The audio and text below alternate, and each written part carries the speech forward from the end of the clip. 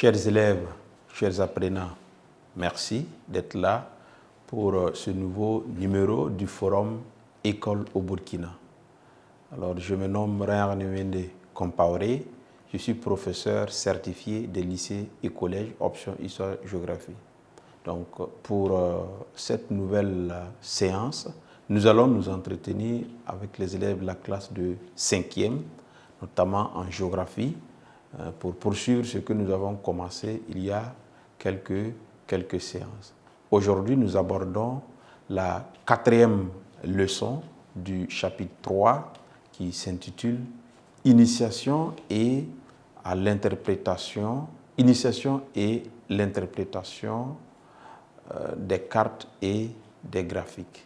Donc, c'est le titre de la leçon « Initiation et interprétation ».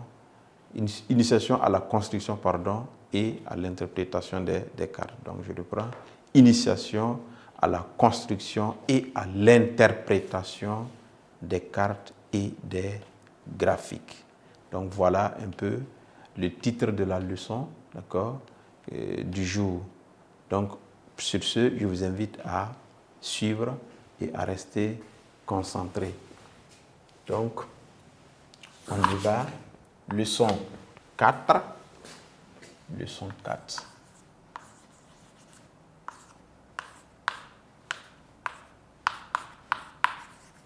Initiation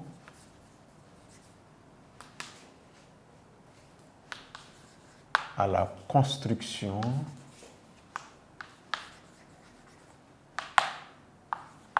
et à l'interprétation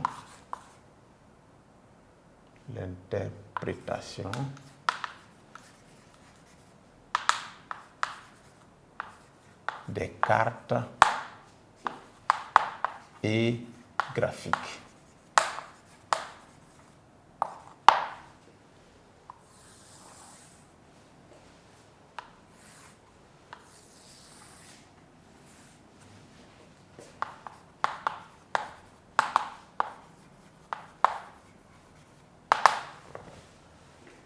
Et pour pouvoir étudier cette leçon, on s'est fixé des objectifs.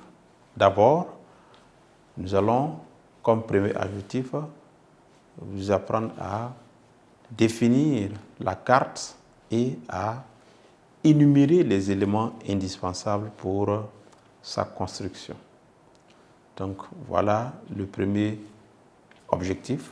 Deuxième objectif, nous allons vous montrer les étapes de la construction de la carte et son interprétation. Donc, dans ce objectif, nous allons énumérer les étapes de la construction d'une carte et donner les éléments d'interprétation. Deuxième ou troisième grand objectif, nous allons vous apprendre ce que c'est que les graphiques, les types de graphiques qui existent, et nous allons vous apprendre à construire quelques-uns et savoir les interpréter. Donc voilà un peu ce que nous avons prévu de faire dans cette nouvelle leçon.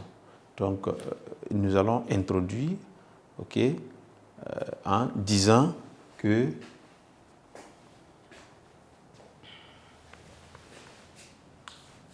les cartes et les graphiques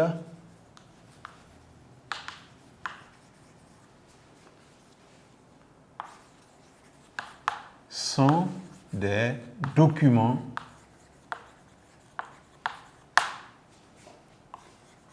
indispensables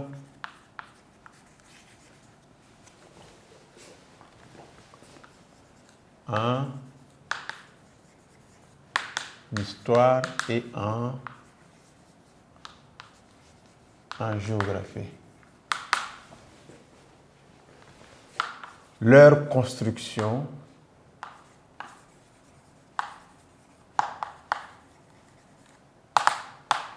et interprétation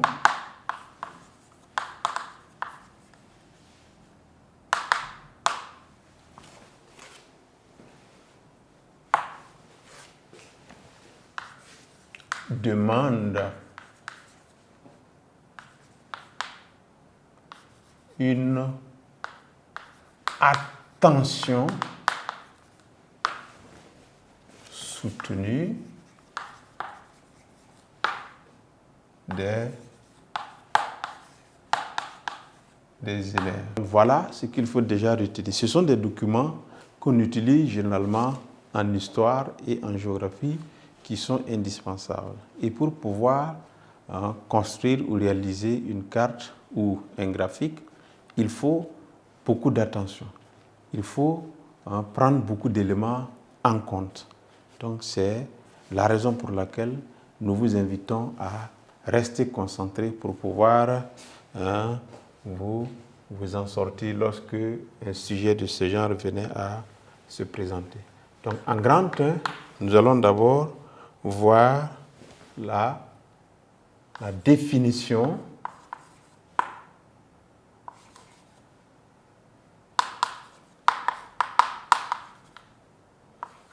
et éléments indispensables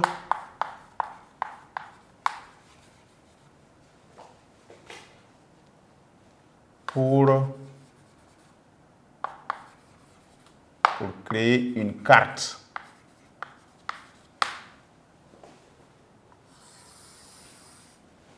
Petit 1, nous verrons la définition. Donc, pour ce qui est de la définition, il faut retenir que une carte est une représentation d'un espace géographique. Okay? C'est une représentation d'un espace géographique. Elle met en valeur l'étendue de cet espace. Okay? Elle met en valeur l'étendue, c'est-à-dire la taille, la localisation relative de cet espace par rapport aux voisins et également la localisation des éléments qu'il contient. Donc c'est un élément ou bien c'est un document qu'on utilise généralement en géographie. Donc on peut retenir que la carte ou bien une carte est une représentation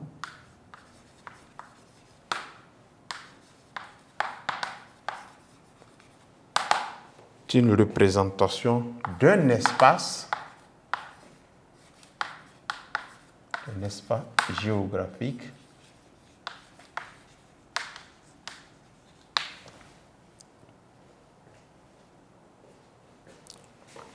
elle met en valeur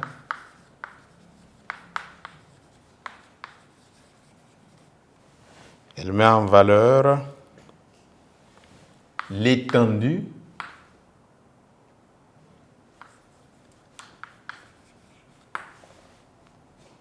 de cet espace. Voilà.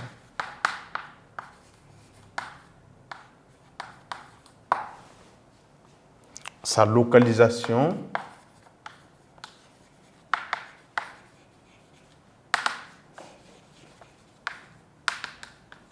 localisation relative par rapport aux espaces voisins.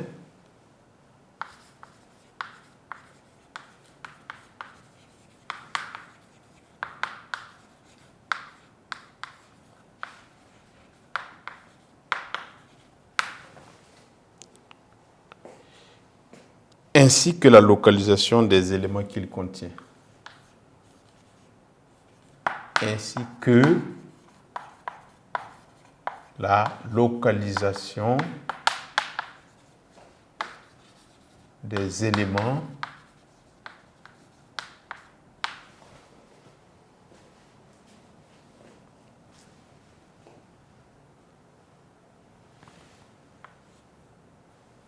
qu'il contient, que l'espace contient quoi, qu'il contient.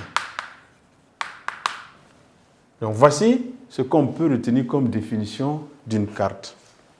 Une carte est une représentation d'un espace géographique.